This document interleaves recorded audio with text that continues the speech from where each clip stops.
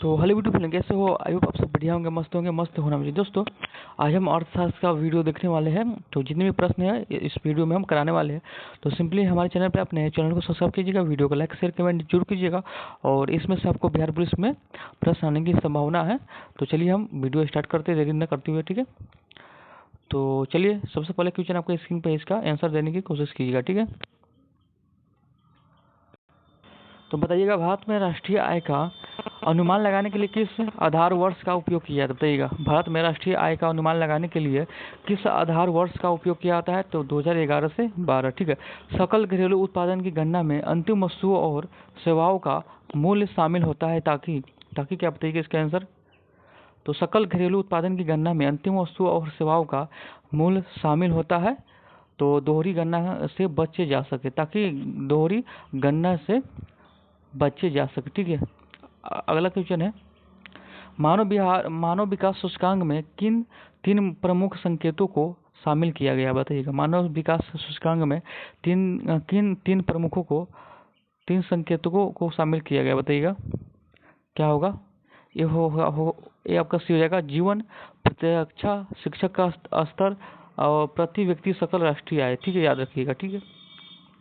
अगला है, राष्ट्रीय कोष का घाट का दर्शाता है, क्या दर्शाता है? राष्ट्रीय कोषीय घाटा क्या दर्शाता है? बताइएगा। तो राष्ट्रीय कोषीय घाटा आपको सरकार की कुल उधारियां को छोड़कर कुल प्राप्तियां पर कुल व्यय की अधिकता, ठीक है।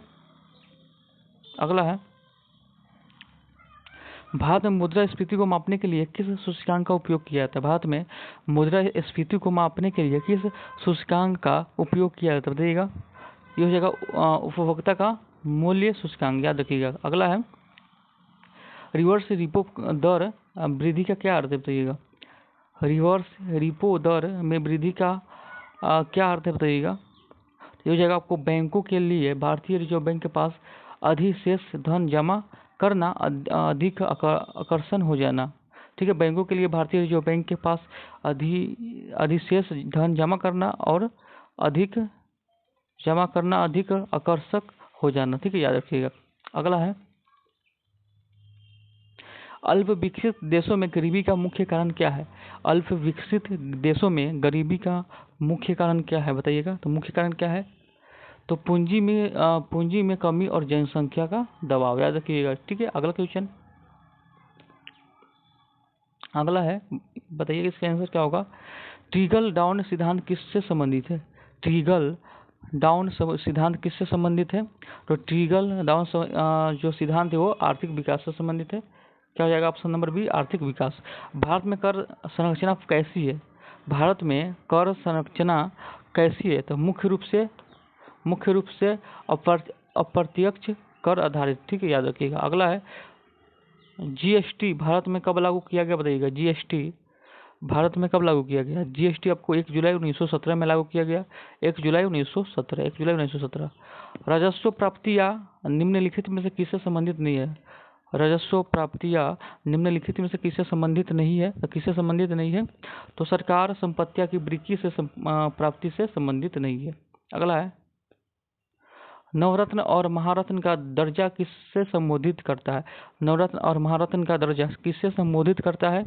तो किससे? तो सार्वजनिक क्षेत्र के उपक्रम से, ठीक है, याद रखिएगा। बैंकिंग लोकपाल की योजना किससे द्वारा शुरू की गई है? बैंकिंग लोकपाल की योजना किसके द्वारा शुरू की है? बताइएगा, किसके द्वारा शुरू की गई है? आपको भारतीय रिजर्व बैंक, याद रखिएगा। मुद्रा अवमूल्यन का उद्देश्य क्या है? मुद्रा अवमूल्यन का उद्देश्य क्या है? बताइएगा, क्या उद्देश्य है इसका? ये जगह आपको आयात को दबाव देना, ठीक है, आयात को बढ़ावा देना, याद रखिएगा। भारतमाला परियोजना किससे संबंधित है? भारतमाला परियोजना किससे संबंधित है? तो भारतमाला आपको परियोजना आपको बंदरगाह के विकास से संबंधित। प्रधानमंत्री जनधन योजना का मुख्य उद्देश्य क्या है? प्रधानमंत्री जनधन योजना का मुख्य उद्देश्य क्या है? तो क्या है? तो वित्तीय समावेश, याद रखिएगा। अगला क्वेश्चन पर चलते हैं, मेक इन इंडिया का कार्यक्रम उद्देश्य क्या है? मेक इन इंडिया कार्यक्रम का उद्देश्य क्या है? मेक इन इंडिया का कार्यक्रम का उद्देश्य क्या है? तो भारत को एक वैश्विक विनिर्माण केंद्र बनाना। ऑप्शन नंबर 20 का सही हो जाएगा, ठीक है। कृषि क्रांति किससे संबंधित है? कृषि क्रांति किससे संबंधित है? तो मछली उत्पादन से संबंधित है। ठीक है, कृषि नहीं कृषि, ठीक है, याद रखिएगा। गरीबी हटाओ का नारा किस पंचवर्षीय योजना के दौरान दिया गया? बताइएगा, गरीबी हटाओ का नारा किस पंचवर्षीय योजना के दौरान दिया गया? तो यह हो जाएगा पंचवीं पंचवर्षीय योजना। ठीक है, याद रखिएगा। भारत में हरित क्रांति का जनक किससे माना जाता है? भारत में हरित क्रांति का जनक किससे माना जाता है? MS स्वामीनाथन को माना जाता है। ठीक है, अगला है स्टैगफ्लेशन की स्थिति क्या होती है? स्टैगफ्लेशन की स्थिति क्या होती है? स्टैगफ्लेशन की स्थिति क्या होती है? उच्च मुद्रास्फीति और उच्च बेरोजगारी, याद रखिएगा। ठीक है, अवमूल्यन क्या है? अवमूल्यन क्या है बताइएगा? अवमूल्यन क्या है बताइएगा? नहीं हो जाएगा आपको विनिमय दर में सरकारी हस्तक्षेप। ठीक है, याद रखिए। भारत में आर्थिक उदारीकरण की शुरुआत किस वर्ष हुई बताइएगा? तो भारत में आर्थिक उदारीकरण की शुरुआत किस वर्ष हुई? भारत में आर्थिक उदारीकरण की शुरुआत किस वर्ष हुई? तो किस वर्ष हुआ बताइएगा? आपको आंसर की बात करूँ 1991 में हुआ। ठीक है, याद रखिए 1991 में। अगला है नगद आरक्षित अनुपात क्या है बताइएगा? नगद आरक्षित अनुपात क्या है? ये हो जाएगा आपको बैंकों को भारतीय रिजर्व बैंक के पास अनिवार्य रूप से रखने वाले कुल जमा राशि का प्रतिशत। ठीक है, याद रखिएगा। अगला है संविधिक तरलता अनुपात क्या है बताइएगा? संविधिक तरलता अनुपात क्या है बताइएगा? ये हो जाएगा आपको बैंकों को अपनी कुल जमा राशि का एक निश्चित प्रतिशत तरल संपत्ति के रूप में रखना, याद रखिएगा। ठीक है, भारतीय रिजर्व बैंक की राष्ट्रीयकरण कब हुआ बताइए? भारतीय रिजर्व बैंक की राष्ट्रीयकरण कब हुआ? 1949 में हुआ। स्थापना की बात करें 1935 में हुआ। ठीक है, चलिए अगला क्वेश्चन को चलते हैं। अगला आपके किसान क्रेडिट कार्ड योजना किस वर्ष शुरू की? किसान क्रेडिट कार्ड योजना किस वर्ष शुरू की गई? 1998 में। SCBI की स्थापना किस वर्ष की गई? SCBI की स्थापना किस वर्ष शुरू की गई? 1992 में। अगला है खुली बाजार परिचालन किससे मौद्रिक नीति उपकरण है? खुली बाजार परिचालन किससे मौद्रिक नीति उपकरण है? तो भारतीय रिजर्व बैंक। ठीक है, भारत में बेरोजगारी के आंकड़े कौन सा संगठन जारी करता है? तो आंकड़े है कौन सा संगठन जारी करता है बताइएगा?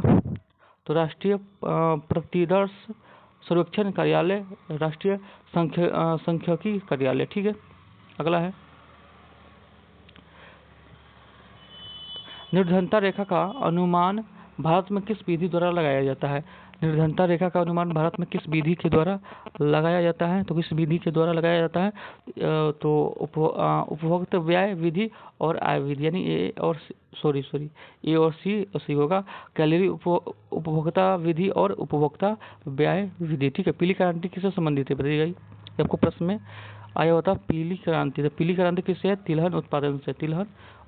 ठीक है, एवरग्रीन क्रांति किससे संबंधित है? एवरग्रीन क्रांति शब्द किसने गाढ़ा था? एवरग्रीन क्रांति शब्द किसने गाढ़ा था? तो एवरग्रीन क्रांति आपको MS स्वामीनाथन ने गढ़ा था, याद रखिएगा। भारत में वित्तीय वर्ष कब से कब तक होता है बताइएगा? तो भारत में वित्तीय वर्ष कब से कब तक होता है? इम्पोर्टेंट क्वेश्चन है। 1 अप्रैल से 31 मार्च तक। 1 अप्रैल से 31 मार्च। डंपर शुल्क का उद्देश्य क्या है? डंपर शुल्क का उद्देश्य क्या है? डंपर शुल्क का उद्देश्य क्या है? विदेशी वस्तुओं को अनुचित रूप से कम कीमत पर बेचने जाने से रोकना। ठीक है, विदेशी वस्तुओं को अनुचित रूप से कम कीमत पर बेचे जाने से रोकना। ठीक है, भारत में केंद्रीय बैंक कौन सा है? भारत में केंद्रीय बैंक कौन सा है? तो भारत में केंद्रीय बैंक हो जाएगा भारतीय रिजर्व बैंक। भारत में राष्ट्रीयकृत बैंकों का संख्या कितनी है? भारत में राष्ट्रीयकृत बैंकों का संख्या कितनी है? तो पूछा जा सकता है। ये हो जाएगा आपको 12, याद रखिएगा। विशेष आर्थिक क्षेत्र अधिनियम किस वर्ष पारित किया गया? विशेष आर्थिक क्षेत्र अधिनियम किस वर्ष पारित किया गया? ये हो जाएगा आपको 2005 में, याद रखिएगा। अगला है न्यूनतम समर्थन मूल्य की घोषणा किस वर्ष दी गई है? न्यूनतम समर्थन मूल्य की घोषणा किसके द्वारा दी गई बताइएगा? किसके द्वारा की गई है बताइएगा? ये हो जाएगा वो कृषि लागत और मूल्य आयोग की सिफारिश पर सरकार के। ठीक है, याद रखिएगा। अगला क्वेश्चन पर चलते हैं। वित्तीय समावेश का अर्थ क्या है? वित्तीय समावेश का अर्थ क्या है? तो वित्तीय समावेश का क्या अर्थ है आपको? देश के सभी नागरिकों को बैंकिंग सेवाओं तक पहुंच प्रदान करना। ऑप्शन नंबर ए इसका सही होगा। भारत में योजना आयोग को भंग किया, तो कब भंग किया? 2014 में। भारत में योजना आयोग का भंग कब किया? 2014 में। नीति आयोग का अध्यक्ष कौन है बताइएगा? तो नीति आयोग का अध्यक्ष कौन है बताइएगा? तो नीति आयोग का अध्यक्ष किसे है? तो भारत के प्रधानमंत्री है नीति आयोग का अध्यक्ष। ठीक है। कोर सेक्टर में कुल कितने उद्योग शामिल है? कोर सेक्टर में कुल कितने उद्योग शामिल है? तो हो जाएगा आपको 8।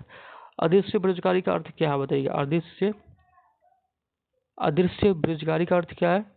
अदृश्य तो जब लोग लगे हुए दिखाई देते हैं, लेकिन उसका सीमांत उत्पादकता शून्य या नकारात्मक होता है। ठीक है, ऑप्शन नंबर इसका सी सही हो जाएगा। ठीक है, अगला क्वेश्चन की ओर चलते हैं।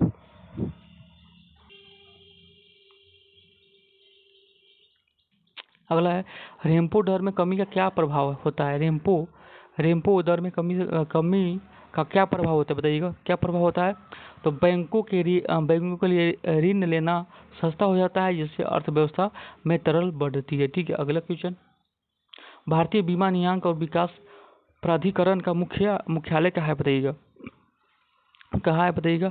भारतीय बीमा नियामक और विकास प्राधिकरण का मुख्यालय क्या है? तो हैदराबाद में, याद रखिएगा हैदराबाद। ठीक है, आयात प्रतिस्थापना का क्या अर्थ है?